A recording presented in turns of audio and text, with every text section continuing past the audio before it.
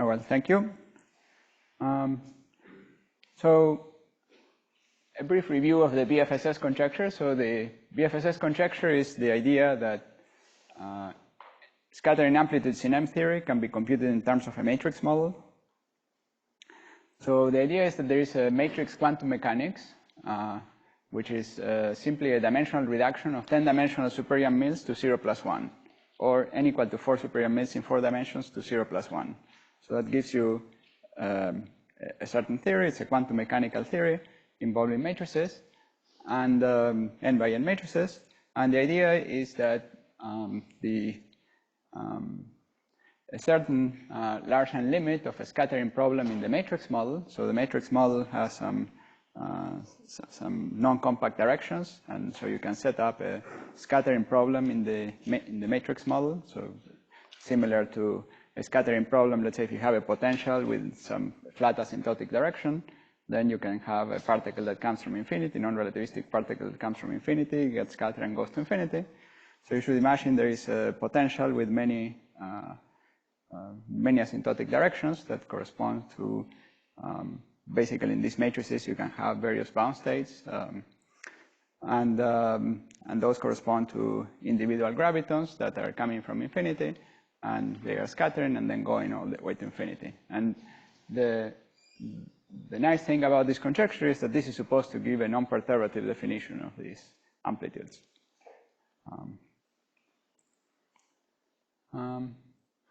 The scattering involves a problem at very low energies in the Larsen limit of this matrix model. Now, in this talk, we'll talk about 2 recent papers that we wrote with Aidan Herdershi. And the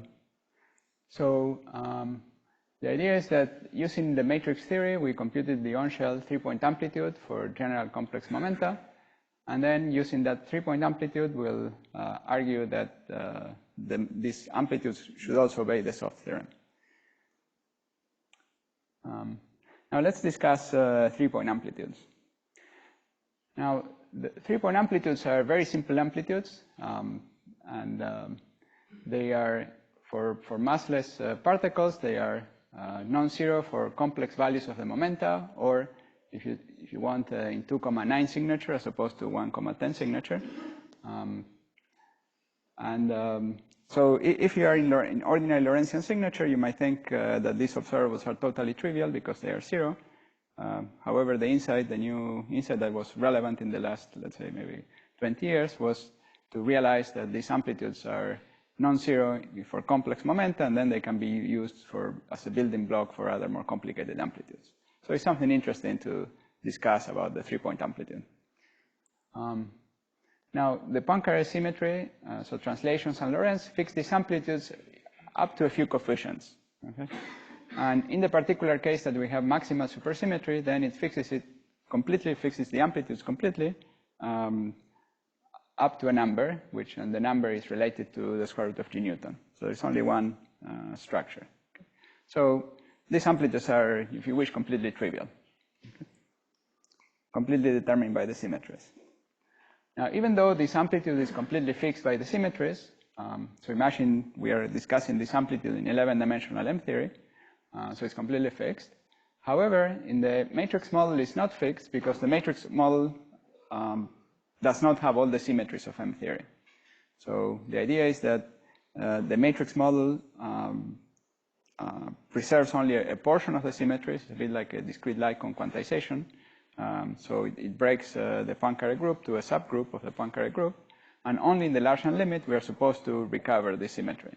And so it's not part of their conjecture is that you actually recover this Lorentz invariance. And so the whole point of this paper is just to compute the simplest amplitude and see whether we recover the answer we were supposed to get. So if you wish, it's a check of the conjecture, but it's not computing anything new with this conjecture, so nothing we didn't know before. Okay.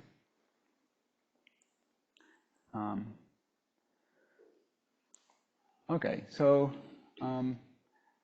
the idea is that we have 3 momenta with non-zero p minus or non-zero momentum along this Lycon direction that in this matrix model description is being compactified. So the momentum is, comes in some integer values. That's the n related to the n of the matrix. So the n of the matrix is the total momentum. So we are considering a situation where we have a matrix and let's say n3 times n3 matrix. In the final state, there is the quantum mechanical wave function in the matrix model is at the SUN part will form a bound state. So there is a single bound state of this matrix quantum mechanics. And at early times, the matrix is split into two blocks, one of size n1, another of size n2, summing up to n3. And the two blocks are moving the center of mass away from each other. So there is some relative distance from each other, very far away. They are forming, again, two bound states in the far past, and they are joining. Okay, so that's the configuration we're interested in. So the strategy for computing this three-point function is based on these three ideas. So first is the observation that the kinematics of the three-point amplitude actually preserves 1/4 of the supersymmetry. So normally when you have the kinematics of a generic amplitude, it does not preserve any supersymmetries. But there's something special about the three-point amplitude, which preserves 1/4 of the supersymmetries. So that somehow tells you that you can use some supersymmetric tricks to compute it. Okay, so it is hopeful. I mean, you can compute it. It is in principle computable. That doesn't mean it's trivial. Well, maybe it's trivial. we need to do a couple of more steps. But so the next step is to compactify one extra spatial dimension. So to transform the problem to a problem in a 1 + 1 dimensional gauge theory. So in matrix theory, when you compactify a direction of space, then instead of having the D-branes, you have D-branes. So you have 1 + 1 dimensional field theories. And then the problem gets translated into a problem in this gauge theory. And thanks to the fact that we did this, then we can relate the amplitude to a supersymmetric index. So some simple problem of counting something. So then it becomes a simpler problem. So this is basically the idea, and then the net result is that we get the three-point amplitude that agrees with what we expect. Okay, so that's the point of this. And so now I'll give you just some more details about this. So first of all, when you have a three-point amplitude, you can somehow think of the problem just in 4 of the dimensions. So there will be the Lycon directions. And so the kinematics will be as follows. So we'll have in these two transverse dimensions, we have some complex momenta. So we're going to set PC bar equal to 0. So that means that P8 is purely imaginary. Okay, so one of the momenta is purely imaginary. And so we have this momenta. Okay, that's simple. And then if you have that situation, then each of the particles, so if this is fleshing out this point that we preserve some supersymmetry. So each of the particles, a massless particle in supergravity theories, preserves some half of the supersymmetries, and the half it preserves is the half where epsilon is annihilated by the momentum. So it sort of kind of obeys the Dirac equation, if you wish. The point is that the three momenta are aligned in such a way that this will boil down to the condition that let's say one momentum was purely along the direction gamma minus, and then there was some other one that had a gamma minus and gamma c. So in total, you get these two conditions. But the point is that the two conditions are compatible with each other, and so you preserve a common supersymmetry, actually 1/4 of a supersymmetry. Okay, so that was that initial point. Now it's also useful to compactify the extra dimension, and then the momentum along the 9th dimension becomes a flux of the U1 gauge field along the world volume. So we have a problem with n D-branes and some units, little n, units of fundamental string charge. So we have a problem which looks like, usually they're called PQ strings, so here it's more natural to call them NN strings. So we can have a picture that looks like this. So we have Euclidean time. We have x8, that's one of the momenta, one of the directions. So x9 was the direction we compactify. We're not drawing the direction x9. And so we have these strings that are joining. And they're also extending along the t-dual of the 9 direction. So there's a direction that I'm not drawing here in this, orthogonal to the screen, where all these branes are extended. So these are 1 plus 1. These are two-dimensional objects. Here, we show one of the dimensions. There is a second direction, which is a circle, okay, where the branes are on a circle. And so the idea is that because we have that circle, and in that circle we have periodic boundary conditions for the fermions, then we can view this computation as essentially a computation of an index. Okay, so that was why we did this compactification of the 9 direction. Okay.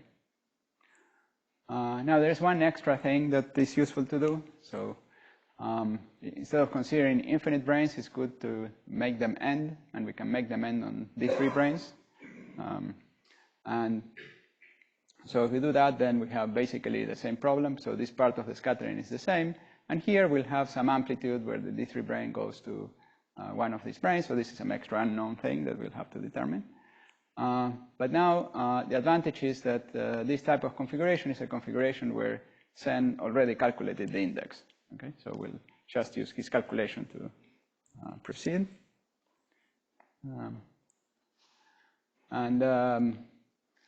So he did this calculation, and he found that the index was equal to this combination, so some particular combination of these integers. It was important, so there is a technical detail in this calculation, which is that these configurations preserve some supersymmetry, and they also break some supersymmetries. And because they are breaking some supersymmetries, there are some fermion zero modes.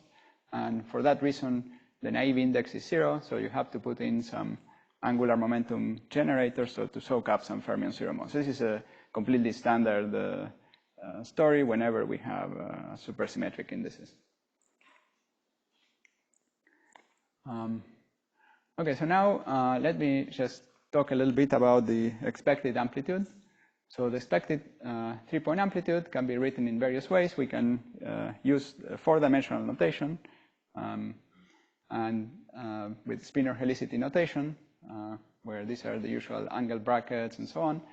And the etas are some Grassmann variables that fill out the supermultiplet. So let's say some nice technical way of computing writing down the amplitudes. I won't explain completely the details, but then after a little bit of massaging, you find that you can write down the 2-point amplitude, so just simply the propagator in these variables, and the 3-point amplitude. And you don't need to understand all the details here. What I want you to know is that the second formula has a first line and a second line. Okay? And that this first line is equal to the first line here, and has the same structure as the first line.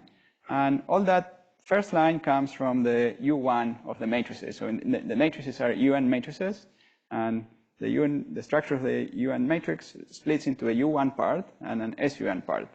And the U1 part has some fermion zero modes, all that story. That gives the first line, so we forget about that. And then there is the second line. So the second line has the non-trivial end dependence and maybe dependence on the radius of the circle and various things. And so there are some pieces that involve Grassmann variables. Those will have to do with the fermion zero modes, similar to the ones we discussed before. And so we have to, that's what we have to reproduce.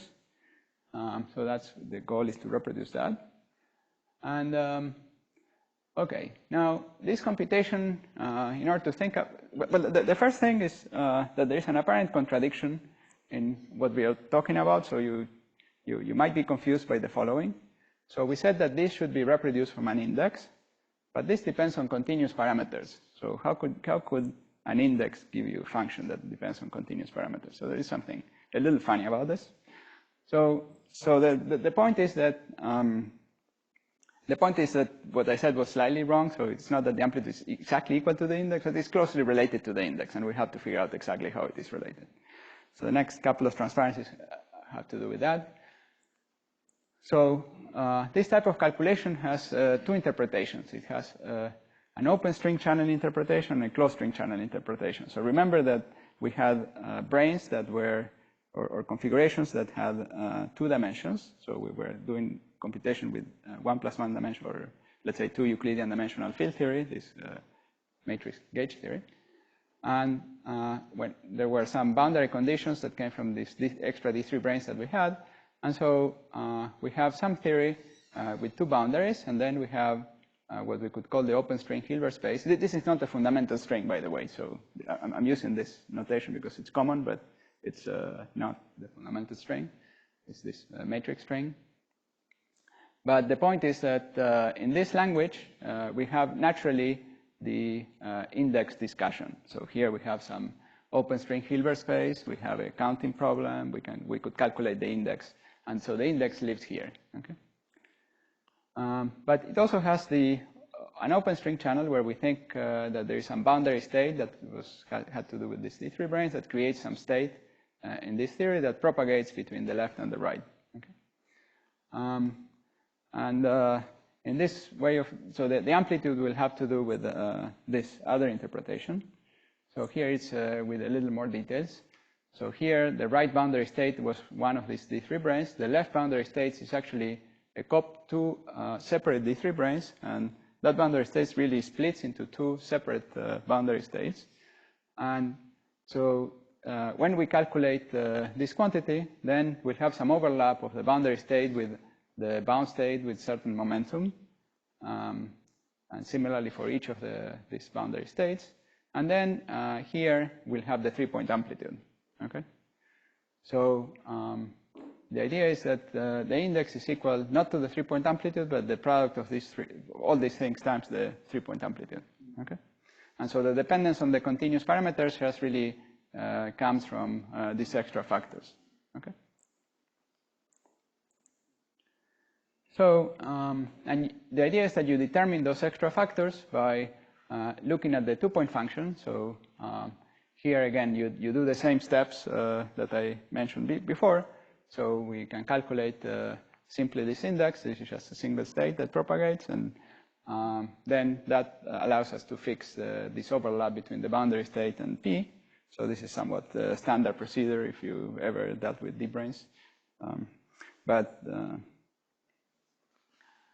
So after working out this explicitly, we get precise agreement with the 3-point amplitude, including the overall coefficient. So you can work this out. It works out perfectly.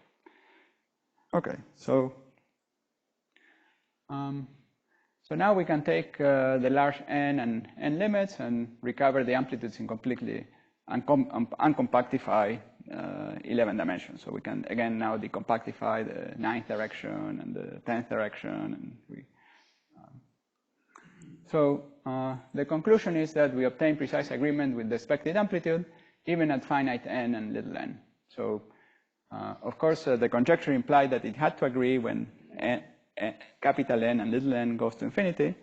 It didn't necessarily have to agree for finite n, but it did agree. So perhaps a consequence of the large amount of supersymmetry. And so this is a simple example of an amplitude in the matrix model with generic values of the Lycon momenta. So previously, people had computed amplitudes, but they were typically restricted to values of the Lycon momenta that were special. So maybe situations where the Lycon momenta didn't change and so on. Okay, so one conclusion is, well, it's nice, it works.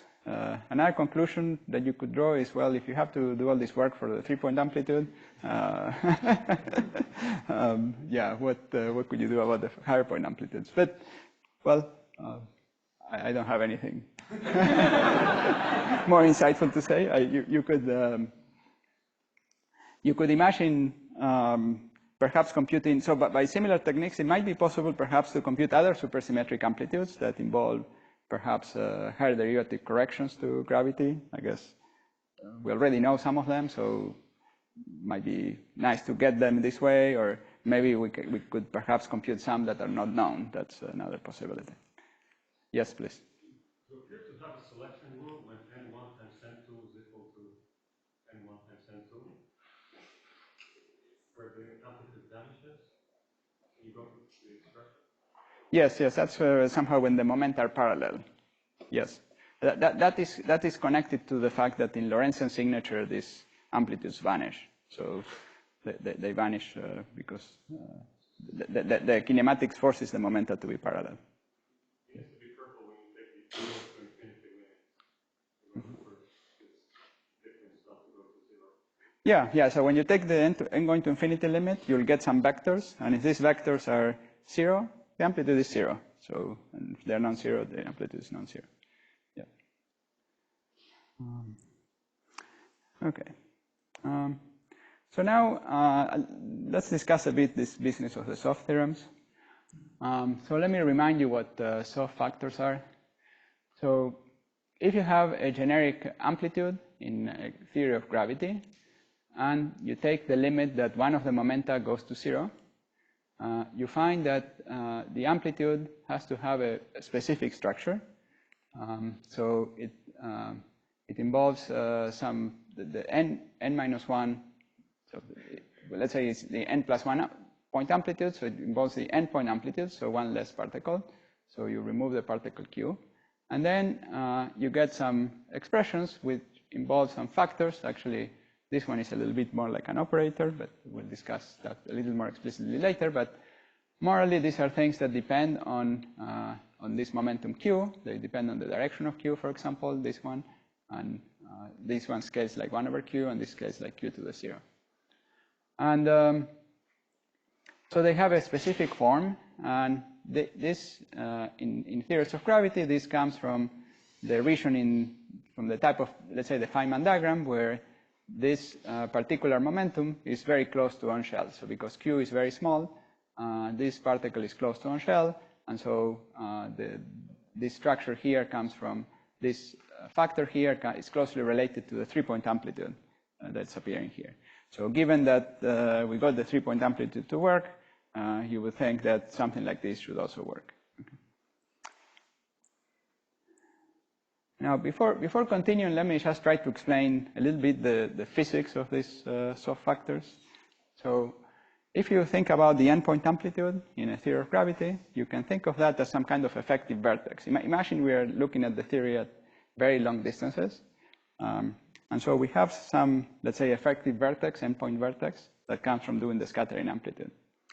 And so what the soft factor tells you is that you can take that effective vertex that perhaps you computed in flat space, and then you can put it on a curved space. So you consider a background where the gravitational field is varying very slowly, and so you should be able to couple consistently that n-point vertex to that slowly varying background gravitational field.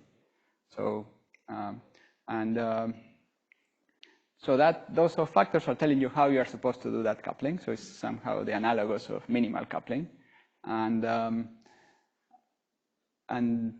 in particular, in order to consistently do this coupling, you need that the n-point amplitude should be translation invariant and Lorentz invariant. So in order to derive those soft factors and so on, in order to have a consistent expression, you really need the amplitude to be Lorentz invariant, and so the first soft factor gives you that it should be translation invariant, and the second that it should be Lorentz invariant and rotational invariant. Okay, so the general argument. So you can derive these soft factors under various assumptions. So you can derive them, let's say, in tree-level. Gravity was derived by Weinberg a long time ago, I don't know, 60 years ago. And you can also derive them in, they're also a property of perturbative gravity, so even including loop corrections and so on. And so you can derive them basically under these 4 assumptions. So first is that the amplitudes are suitably analytic in the momenta. So they have some analytic structure with branch cuts, maybe poles, and so on. Then you need to say that when the soft Q and one of the external lines add up to 0, then the amplitude factorizes in this way. So this is a second assumption, that you have this pole that's related to the diagram. It's only produced by the diagram we discussed, but we want to have this. And then the amplitude could have other singularities, such as branch cuts and so on. And you have to assume that these are subleading as a function of Q. So that there is some contribution, maybe to the so I'll discuss a contour deformation argument in a second. But if the contributions from those cuts should be subleading as a function of Q when you take the soft momentum to 0. And then you need to assume that the 3-point amplitude is the standard relativistic one. So if you assume all these 4 things, you don't have to assume the original amplitude is Lorentz invariant, but if you assume all these 4 things, you find that the soft theorem is correct and that the amplitude is Lorentz invariant. Okay. Now, these properties we'll argue that these properties are true in the matrix model, so this is a bit like an assumption. Then second, so the point 2 really follows from the idea that there is a bound state, so that it's clear that we have this pole because there is a bound state as an intermediate state. 3 kind of follows well, by similar considerations to what how we would follow in the case that you have standard gravity amplitudes, that multi-particle states have some phase space which is small when the relative momentum is small and has small volume, so that ensures this property. So this is not really proven. Also, the first thing is not really proven. So by making these suitable assumptions, then we can argue for the soft theorems. And the 3-point amplitude is something we really did indeed show. So the idea is that when you have some intermediate, so in this transparency I was trying to explain a little bit better why you get that pole and some aspects of the structure of the branch cuts. So if you have some external particles and some intermediate states, there will be singularities in the amplitude that come to do that arise just in ordinary non-relativistic quantum mechanics from energy denominators. This is just a standard energy denominator. And so we have to understand the structure of these intermediate states. And these intermediate states, they have some energy, which is the momentum of the center of mass of this intermediate particle, and the energy in the SUN subblock of this intermediate state. So the intermediate state, we are imagining n. This n intermediate is the n of the, let's say, some kth particles, so one of the particles, and then the soft particles, so 2 particles whose momenta are becoming close. And so this factor gives you the standard, so that this comes from the, so we have this intermediate momentum just by momentum conservation and so on. You can show that you get the fact after you subtract the external energies, you get the standard relativistic expression that comes from the center of mass degree of freedom. That's not surprising.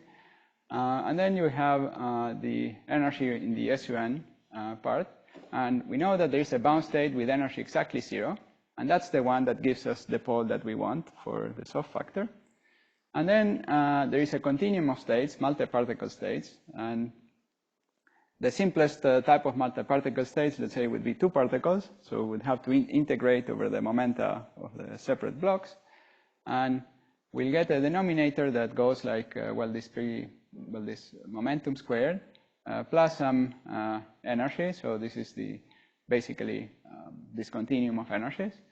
But we have some phase factor that makes this become very, very small. Okay. When the momentum goes to 0. So we have basically argued that the matrix model obeys the assumptions that we mentioned before, and then from those assumptions, it's a simple contour deformation argument that I won't spell out in detail, similar to the BCFW contour deformation argument that shows that derives the soft factors. And you can, so I since I'm out of time, I will just I just mentioned simply that these are standard contour deformation arguments, and you can write down the final expression for the soft factors in spin or helicity. These are the just standard soft factors, and you get, I only wanted to point out that these soft factors, so this piece here, which is just a function, a combination of the various momenta, and then second, which involves a derivative with some of the variables. And these soft factors depend on, well, of course, the particle that becomes soft, and then they depend on one, let's say, auxiliary vector. And so in order for this to be independent of this auxiliary vector, you need that the amplitude is Lorentzian rotation invariant. So that's what I was mentioning before. So the consistency of the leading soft factor implies momentum conservation for the amplitude, and then the subleading one Lorentz symmetry. Very good. Okay, let me finish here. So we argue that under reasonable assumptions, we have the standard soft limits in the matrix model, and they would imply the Lorentz invariance of the amplitude. Now, one might be tempted to say that perhaps there might be a way to perhaps generalize this type of contour deformation arguments into the full BCFW contour deformation argument, which was enough to determine the full trio-level gravity amplitude. So one would have to perhaps understand what assumptions ensure that we have a structure similar to the standard gravity amplitude from the matrix model. So the idea is to do the same type of argument. And in the matrix model, there are further singularities that are not present in the three-level gravity amplitude, but one will want to argue that they are subleading. And so that in the leading low energy limit, you would get the appropriate amplitude. So this is something that there might be an argument along these directions, or, but we don't have it. Okay, thank you.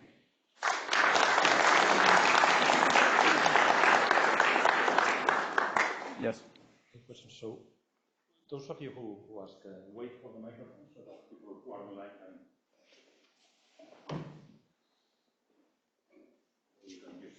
Does this work? It doesn't work. Does any microphone work?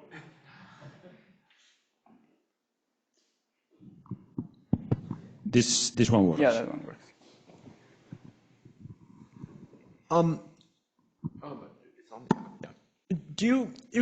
One could imagine like the sort of like really boneheaded attempt to analyze the comparison between this BFSS and the M-theory scattering by just saying, okay, I have these lumps where there's like some graviton whirling around very fast, and you have a supergravity geometry. And then, like, as these things slowly drift to each other, you're sort of moving along in the space of these, like, BPS supergravity geometries. And instead of they bounce off each other slowly or something, and these start drifting away again. And you just sort of just try to just very carefully analyze all the corrections of coming from the velocity and so on and so forth. Like, did you know, like, what happens if you try to do this? I feel I'm not completely understand. I think what you are discussing is, if I understand correctly, is to use the gravity geometry. And then in the gravity geometry, you would have a back-reacted geometry, which would have some lumps of D0 branes. And then if you sort of, that geometry comes from having a very large boost. And then, so that type of logic is the logic that leads you to think that the two calculations are related. So that gravity picture is the one that will tell you that you should have the gravity amplitude. But here, I think the game was to try to derive that from the matrix model. So you have the matrix model, and we would like to derive that answer that you get in this way. We're just like trying to work out like if that has anybody done this calculation carefully enough to see that the thing that's supposed to be the amplitude is the amplitude, and all the corrections to it are subleading or something like that.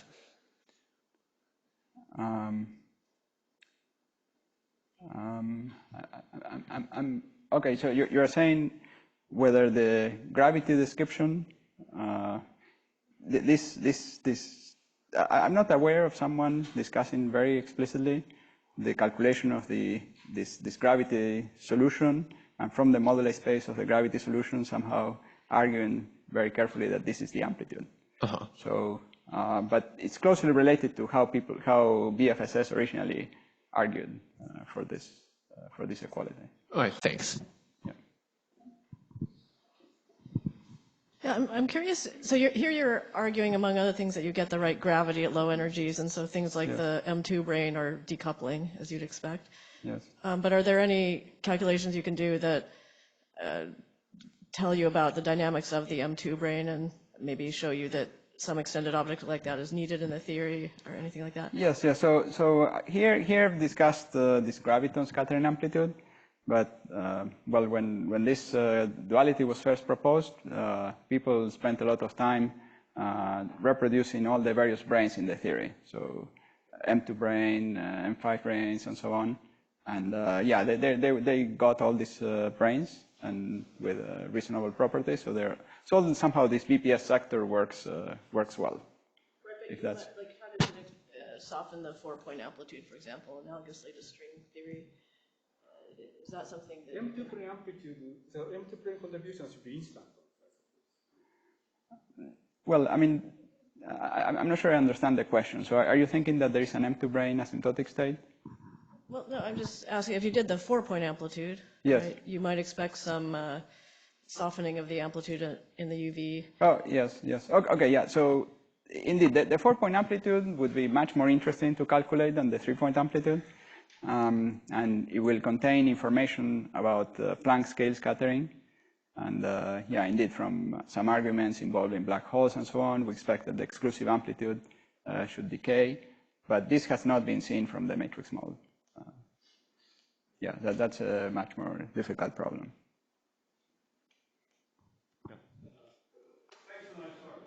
Could you say a little bit more about the Lorentz invariance in the last thing you were saying? You kind of went very quickly over that. And as I Yes. recall, it's a little subtle to show the non-trivial directions of Lorentz symmetry in various matrix theory. So is there any subtlety to getting the like cone directions of Lorentz symmetry to work out good? Yes, yes. So here, all that we've observed is that if you have a theory where the soft factors, the soft theorem is obeyed, then the theory should be Lorentz invariant. So we try to say, well, what are the assumptions that lead to the soft theorem? And so we had a series of assumptions. So if you think that the amplitude is not going to be Lorentz invariant, then one of these assumptions should be incorrect. So let me see. So here, these were the assumptions. It could be that it's not suitably analytic. Maybe number 1 is wrong. It could be perhaps that number 3 is wrong, that there are some further singularities that appear in the Larsen limit. Because you use sort of this abstract argument that it's got to be Lorentz invariant, including the light cone. Yeah, so assuming that this Lorentz. Lorentz, these assumptions look like less onerous or less drastic than assuming it's Lorentz invariant. But they lead to Lorentz invariance. Now, maybe you could say, well, maybe that if you write down an amplitude, which is maybe it's not Lorentz invariant, then it will violate one of these assumptions. So, I mean, assumption number 1 is non-trivial in the sense that it is saying that when you take the Larsen limit, the amplitude will be analytic in n, for example. Right? So the soft theorem, one of the soft theorems involved the derivative with respect to n. So I'm just trying to. Yes, yes. You're saying it behaves reasonably. It defines some analytic function of n, and where the leading singularity when two particles become parallel comes from the pole, from just a single particle, and the multi-particle contribution does not lead to additional singularities, or are subleading as they are in. Well, this is what happens in ordinary gravity. So you're making that assumption. Thanks. So and as long as we're there, on 3 there, when you say follows from phase space volume considerations not proven, do you mean it's not proven that it follows, or the phase space volume considerations are not proven? Yeah, what is not proven is that as you take the Larsen limit, there aren't new bound states that come in. So, for example, you could have maybe new bound states or new zero energy bound states beyond the one we discussed. Some structure in the amplitude that leads to a peak around low energies. So that in the density of states, I mean that kind of thing. So we said there was a bound state and then a continuum, and we assume that the continuum density of states is basically the one that comes from two separated particles, right? But you could imagine that there is a piece of that continuum that has a little peak around 0 of some kind. Good, thanks. So it's basically what happens in the large N limit is the thing which is not rigorously proven. Yes, yes, yes. Thanks a lot. Sure. Yeah, I'm sure. Oh, sorry. So the way you did the 3-point amplitude computation smells very similar to matrix string theory, except that in matrix string theory, one would not turn on this F1 flux, which you have Exactly, here. yes, yes. Is there some more to say? So, for example, in matrix string theory, one has computed the 4-point amplitude and things like that. Right. So probably should have said more about this. So there is a more hand-waving argument that the 3-point amplitude should work, which is the following. So if you take this matrix string theory and you take the low energy limit, especially the limit in which the circle 9 is very tiny, then you go back to the 10-dimensional string theory, weakly coupled string theory, and you could argue that this matrix string at low energies reduces to the Lycon diagrams of the string theory, of the perturbative string theory, and we know that that gives the right 3-point amplitude. So then, if you argue that this does not depend on, because it's supersymmetric, it does not depend on the coupling, then that's a hand-waving argument. I call it hand-waving because, well, the amplitude actually does depend on the sizes. We saw it depends on continuous parameters. Perhaps you can make an argument just using that idea also. Yeah, but it seems that the quarter BPS is important here because for the 4-point it wouldn't work. No, it wouldn't work. Yeah. So yeah, exactly. Yeah, and so this matrix string would give you the perturbative amplitudes. Here we are also, if you wish, computing these amplitudes which have non-zero momentum. So it's a little more than what's discussed before. Yeah. Yeah. So you said that it is true the Lorentz invariance is used in proving soft theorem, but does it work also the other way, that if all amplitudes obey soft theorem, does it imply that? Yeah, this is what I was trying to say. Yeah. So if you obey the soft theorem with these assumptions, then it should be Lorentz invariant. I see. Even for when all momenta are non-zero. Yes. I see. Yeah. Sorry, the Lorentz invariance is the Lorentz invariance of the endpoint amplitude after you remove the soft momentum. So there is an n+1 point amplitude where one of the momenta is soft. You put it you take that to 0, and then the amplitude with one less particle should be Lorentz invariant. It's basically the way to understand. Yeah, it looks a bit miraculous, but it's really the statement that you can consistently couple the endpoint amplitude to a long-distance background gravitational field. I see. So it has to conserve energy and it has to be Lorentz invariant in order for you to be able to couple to the background gravitational field. Okay. Thank you. Yeah. I don't think that there are any questions from online participants, right? No. Any final question from here? Yeah, Douglas. So at finite n, the particles interact before the 11-dimensional regions overlap, right? What is the 11-dimensional region? The 11-dimensional regions are where the M theory description is good, in the scattering of the particles. Yes. So why should the 11-dimensional formula for the amplitude be correct? Yeah, so it does not have to be correct, but sometimes, it happens in many other supersymmetric computations that you can extrapolate some formulas that are correct in some regime to regime where you don't expect them to be correct. So at finite n, I had not expected, if we had found that at finite n it was different, we wouldn't be surprised. But we found it is the same. I'm still not surprised because it has happened in many other situations. You can extrapolate beyond the regime where the calculation is valid. Okay. I think we can stop now. Let's thank Juan again.